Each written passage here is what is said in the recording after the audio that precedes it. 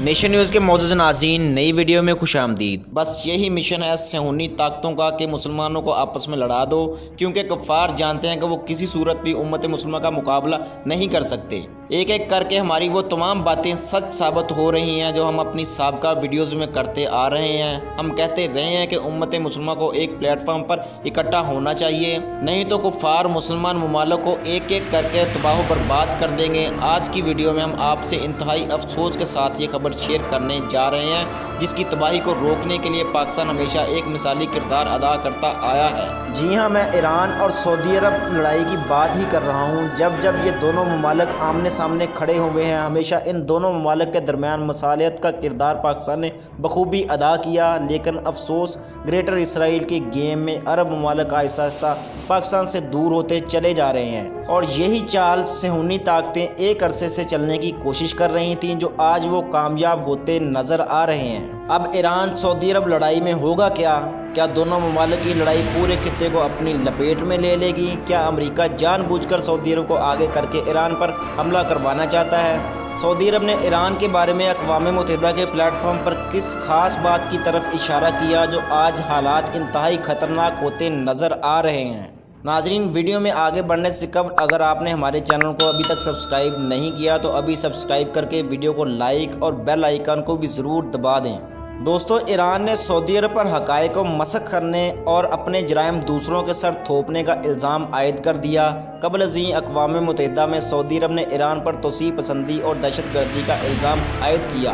اقوام متحدہ کی جنرل اسمبلی کے اجلاس میں سعودی شاہ سلمان نے ایران پر الزام عائد کرتے ہوئے کہا تھا کہ اس نے ہی گزشتہ برس سعودی آئل فیلڈز پر حملے کیے تھے۔ اپنے ریکارڈ شدہ بیان میں انہوں نے تہران حکومت پر توسیع پسندانہ سرگرمیوں کا الزام عائد کیا اور کہا کہ اسی مقصد کے لیے ملک دہشت گردوں کی حمایت جاری رکھے ہوئے ہے۔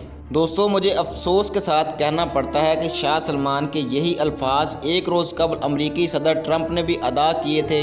اب اس کا مطلب ہم کیا سمجھیں؟ کیا شاہ سلمان امریکی ڈکٹیشن میں ہی بول رہے ہیں؟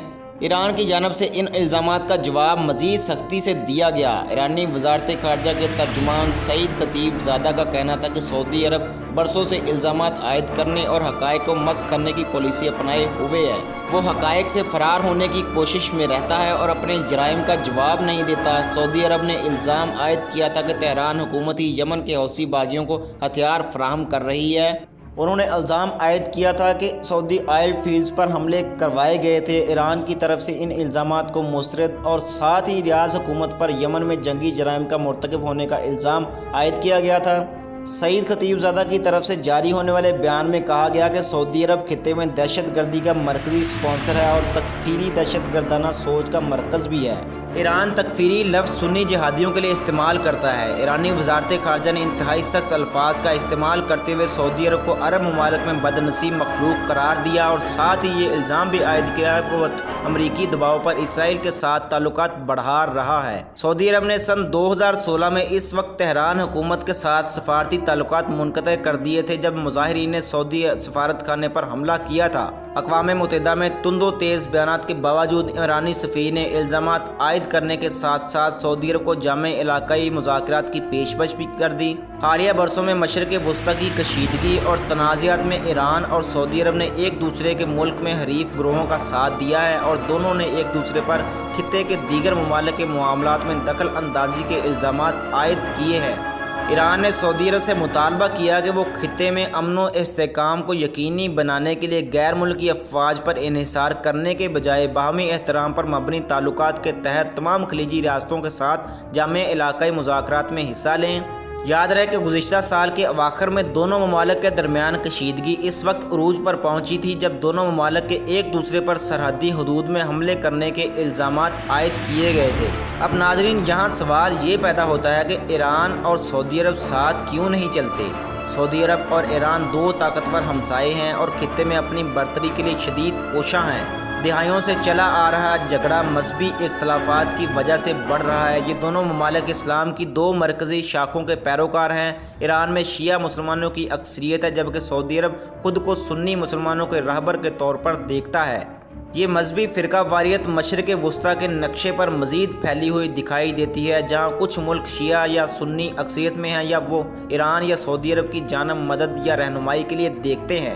تاریخی اعتبار سے سعودی عرب ہی میں اسلام کا آغاز ہوا اور وہ خود کو مسلم دنیا کے سربراہ کے طور پر دیکھتا آیا ہے، لیکن یہ صورتحال سن 1979 میں ایران میں اسلامی انقلاب کے بعد تبدیل ہو گئی، جب اس نے اس خطے میں ایک مذہبی انقلابی ریاست بنائی اور اس کا ایک مشن اس نے نئے نظام کو اپنی سرحدوں کے باہر بھی متعارف کرانا تھا۔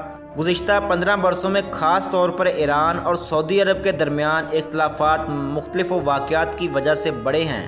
اب ایک دفعہ پھر دونوں ملکوں میں کشیدگی عروج پر دکھائی دے رہی ہے۔ سعودی عرب نے ایران کے خلاف عالمی برادری سے مدد مانگ لی۔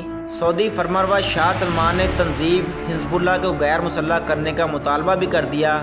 سعودی فرمانروا شاہ سلمان نے ایران کے خلاف بین الاقوامی برادری سے مدد مانگ لی۔ اقوام متحدہ کی جنرل اسمبلی سے آن لائن خطاب کرتے ہوئے شاہ سلمان نے کہا کہ ایران کو بڑے پیمانے پر تباہی پھیلانے والے اسلحے کے حصول سے روکنے کے لیے بین الاقوامی برادری کو ٹھوس موقف اپنانا ہوگا۔ ایرانی حکومت کی توسیع پسندانہ سرگرمیاں بڑھتی جا رہی ہیں۔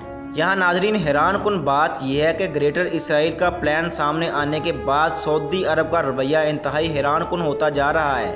لگ ایسا رہا ہے کہ یہ تمام بیانات کسی کو خوش کرنے کے لیے کیے جا رہے ہیں، لیکن حقیقتاً یہ ایران سعودی عرب کے لیے انتہائی تباہ کن بھی ثابت ہو سکتا ہے، کیونکہ ڈیل آف سینچری اور گریٹر اسرائیل کے بعد عرب ممالک کی حفاظت افسوس کے ساتھ یہودی طاقتوں نے اپنے قبضے میں کرنے کا منصوبہ بنا لیا ہے۔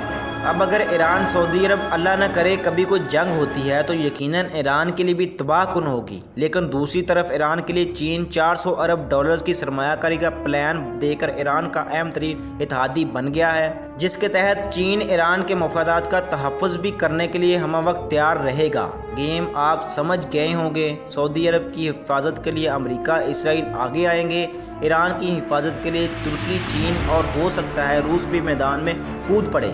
لیکن اگر ایسی کوئی بھی صورتحال بنتی ہے تو یقیناً خطے کے لیے انتہائی تباہ کن ثابت ہوگی۔ میرے خیال میں مسلمان ممالک کو ہوش کے ناخن لیتے ہوئے یہ سوچنا چاہیے کہ اس لڑائی میں تباہی صرف مسلمانوں کی ہی ہوگی۔ اگر تباہ ہوں گے تو مسلمان ہی تباہ ہوں گے، جو کہ صہیونی طاقتوں کا اصل ٹارگٹ ہیں۔ امید ہے ناظرین آپ کو ویڈیو پسند آئی ہوگی۔ مزید اپڈیٹس کے لیے نیشن نیوز کو سبسکرائب کریں۔ اپنی رائے کا اظہار کرنے کے لیے کمنٹ سیکشن کا استعمال ضرور کریں۔